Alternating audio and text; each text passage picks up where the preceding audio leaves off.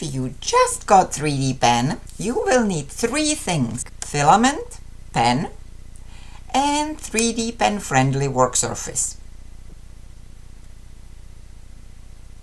The filament doesn't stick to some surfaces at all, and to others it sticks too much, to the point it will ruin your project, the surface, or both. There are 2 ways to evaluate which surfaces will work. Write something in cursive script, and if the loops strip too easily, it's not sticky enough. On some surfaces, the hello test will work, like on this heat laminated pattern, and it will also remove very easily. This means the surface will work for most basic light-duty 3D pen tasks. However, there are some projects that require even greater hold. This cardboard box passed the hello test, but it is failing miserably in this bridging exercise, which works just fine if the surface is right. Ideally, the project should stay stuck to your surface until you decide it should come off, which makes it possible to work with both hands or hold some tools in both hands.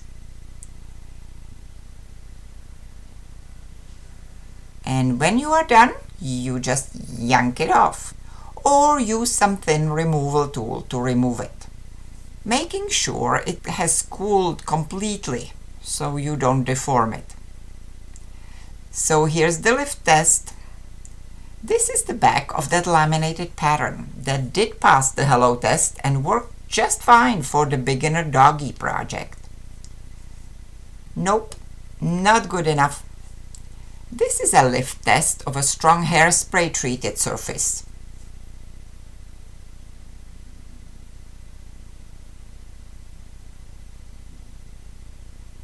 See what I mean?